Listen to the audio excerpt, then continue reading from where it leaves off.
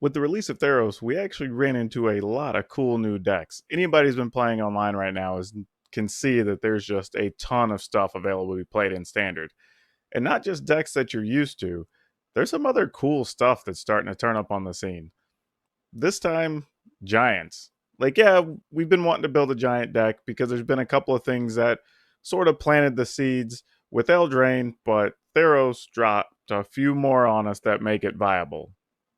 So today, we're going to talk about NAYA Giants. And why don't you hit the subscribe button while we roll the intro?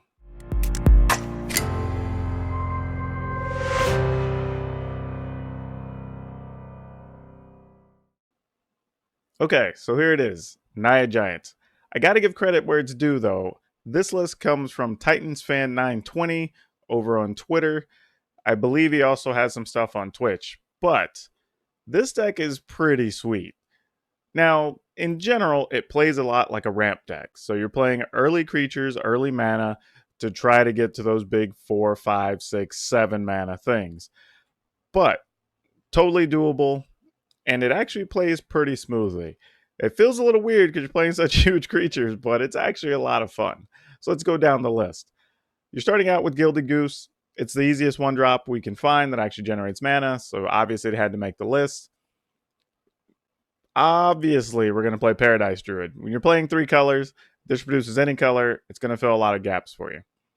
The best giant in Standard is still Bone Crushing Giant, so it had to make the list. And 2 Klothys. Now, granted, Klothys isn't really a mana producer and doesn't really make a big creature. However, the consistent damage and life gain from Klothys is really nice, and occasionally you do have cards in your opponent's graveyard you can steal mana from. And now, the other new card that actually made the list that's pretty interesting is the first I row in games. And it's cool because it can actually grow your early mana creatures, so they're not necessarily liabilities when you get them later. It also gives you the opportunity to get gold, which can help if you're short for some reason on double white, say when you want to cast your Realm Cloak Giant. But it also gives you the opportunity to draw cards because you're almost always going to have a creature power 4 or greater. So each stage of this is actually useful in this deck, which I don't know how many decks that's true of, but it's definitely so in here. Domrianic or Bolas, this is another thing we're just using it to generate mana. It's a good early play. And when it lets your giants fight, your giants can usually take down whatever the heck they want. Tectonic Giant, also very cool. This is just a all-around useful card. It technically gives you ability to draw extra cards or deal some damage. So it's filling a lot of gaps in this type of deck. It's really, really cool. Questing Beast, yeah, it's not really a giant, but it's just an all-around good card. For 4 mana, it's a 4/4, Death Touch, plus a ton of abilities. You just gotta love it. The card still does a lot against a lot of decks. And then Realm Cloak Giant, full set of 4. Usually, you're going to be sweeping away all your opponent's creatures and not yours. Maybe occasionally you'll lose a mana creature or you're losing a questing beast, but you're going to end up with usually 2 or 3 creatures left and end the game shortly thereafter. And then Beanstalk Giant. This is another thing that's kind of helping fill the gaps on the early turns, letting you search out the lands you need, and then later just being a gigantic 9/9 creature when you need to close the distance really toward the end of the game. The lands are a little bit sketchy because we're having to kind of experiment and fill a lot of gaps, so you may adjust these as you see fit. But right now, the list is 1 Fable Passage, 5 Forests, 3 Mountain, 2 Plains, a full... Well, actually, no, we're playing just 2 Sacred Foundry in this final list, 4 Stomping Ground, 2 Temple Garden, 3... looks like 4 Temple of Abandon, 2 Temple of Plenty. And the temples kind of slow things down a little bit, but you're usually okay. You can usually pace your early turns to where you're playing either a Goose if you have it, or just play the Paradise Druid on 2. And worst case scenario, you're just shooting something with the stomp half of your Bone Crusher Giant, or you're just going to end up searching on 3, especially if you're on the play with the Beanstalk Giant. So your turns are pretty flexible. They don't really hurt you all that much. You just have to be aware of your sequencing so you're putting them out at the right time and getting the most effect from them.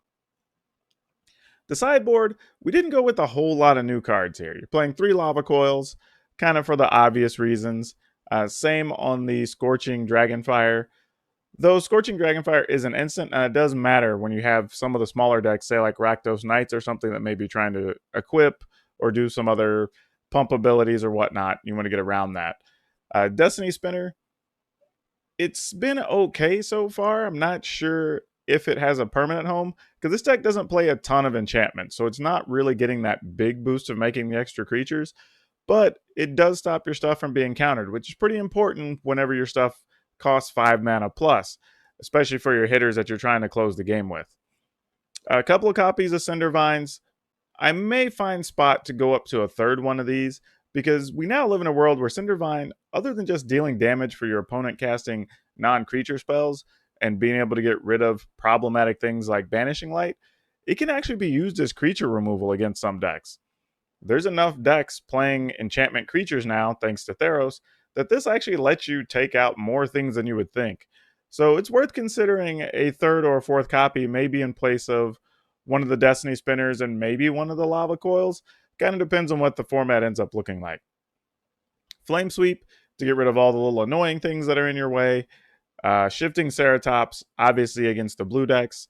The thing, too, I'll say about Shifting Ceratops, that it actually is pretty good against the Thassa Thief decks, where they're trying to steal your permanents. It's good against decks playing Teferi. It's good against small decks where you want to trample over. So it fills quite a few gaps. Don't think it has to be just against the heavy counterspell decks. There's a lot of decks that have either blue targeted abilities or small creatures you want to trample over, and this is still good against that. Also, don't forget that the Ceratop has the ability to get reach as well. So if you're playing against somebody with a bunch of small flyers, this can be a card you want to sideboard in and fill that gap too. Overall strategies for the deck, I would say it's pretty straightforward. Your goal is going to be to mulligan hands to where you have at least one either or the Goose or the Paradise Druid early. That's preferred where you want to be, at least mulliganing to 6. There are sequences where if you know what deck you're playing against, maybe just having a Stomp is fine to target your opponent's creature, then just replay a Giant, or being able to do something small and then search for a land with a Beanstalk Giant and then get out something bigger. Like, that's totally viable. But some of your best lines are going to be Gilded Goose into Domri into something big, or like you said, maybe it's just put in a tapped land, play Paradise Druid, then play a 4-drop. Like there's a lot of different sequences that can play out pretty well on this deck. And the most important thing is that all of your creatures are substantial, really. I mean, it's hard to remove a Paradise Druid. Your Bone Crusher Giant, they take damage from targeting it. Questing Beast has Death Touch and all those other abilities. Your Tectonic Giant actually can deal damage or give you the option to play another card. Realmcloak Giant removes the board, and it has Vigilance whenever it attacks. So, all of these creatures are very substantial.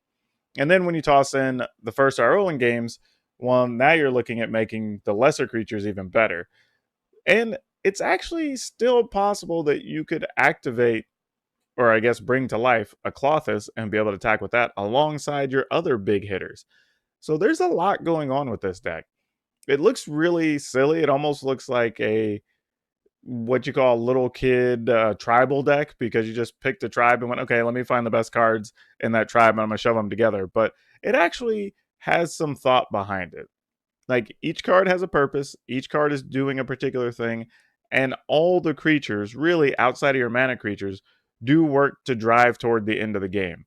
Because that's usually the issue you run into with some of these big creature decks, as they end up having to sit behind one or two big creatures on defense, and then they're still waiting to get to the end of the game. But in this case, you have big creatures that can be very proactive. And with a couple of removal type cards, when you're talking about having Domri and Bone Crusher Giant, like, you're able to get rid of stuff so you can keep punching through and just bring the game to a close. So you're not sitting there giving your opponent those extra turns to pull out of the hole. Once you start turning the corner, you kind of want to just keep going down that road until the game's over. And this deck allows you to do that. It's a little bit different than what other people are playing right now, but I think that's a good thing too. I think your opponents aren't going to be prepared for it. I think they might say, oh, okay, well, there's a Beanstalk Giant. All right, there's a Paradise Druid. And probably think you're playing some type of adventure-based deck when ultimately you end up dropping something like Realm Cloak Giant or Tectonic Giant, and then they kind of go, whoa, wait a minute. You know, there's also a possibility that you could look at playing something like either Shadow Spear or Embercleave in this deck.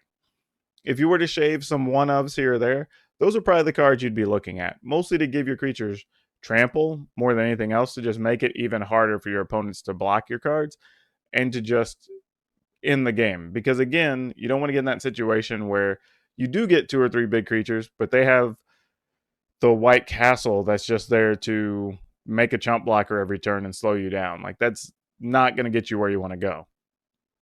So being able to remove those creatures will let you bring the game to a close. And that's the biggest thing. Like, you want to play big creatures, but you want to bring your opponent to 0 as fast as possible. So that's probably the only thing the deck really lacks right now. Now, granted, that hasn't been a huge problem, but I could see a world where that could be the scenario, especially if you're already low on life. Say you're at like 6 or less, and your opponent's making chump blockers to slow you down for a few turns. Well, now they're getting extra turns to only find something that they need to punch through one time with the flyer, or shoot you directly for damage twice, or whatever it is. So that can be a concern. But right now the format doesn't look like it's built that way. So here in the early stages of Theros, it's not that big a deal. Not to say it won't be that way in the future. As far as sideboard cards, I think the sideboard's pretty close. Like I said, the only thing I'd maybe change up is finding more room for a couple of Cinder Vines, possibly over Destiny Spinner. But I don't know if that's even a huge deal, because right now the format's so diverse and so wide. All of these cards will have an opportunity to see play. It just kind of depends on what you're up against. And again, don't hold tight to the sideboard. I think that's always going to be dependent on your metagame. Just do what's best for you. These are kind of a starting point. I think all these cards are useful, so maybe plus or minus the numbers based on what you're concerned about. But otherwise, yeah, if you're looking for something fun and you want to play something different, I think NAYA Giants is the way to go. It's going to be unexpected. It's going to be fun. Now, I will say this deck is a little bit pricey because of things like Questing Beast and Klothys, and your land base is kind of pricey if you don't own the lands already. So that's going to be the holdup here. I would say there's not really a good replacement if you don't have the lands you want already for this deck. So you may have to build up to it. This is, of the deck techs I've done so far, this is probably one with the toughest mana base and probably the toughest mix of cards to build, which is funny because it's the theme deck of them, especially being the one tribal deck truly that I've covered.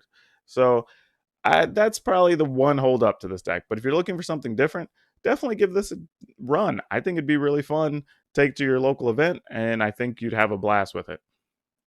And I want to remind everybody, don't forget, hit the like, hit the subscribe, and come back. See me next time.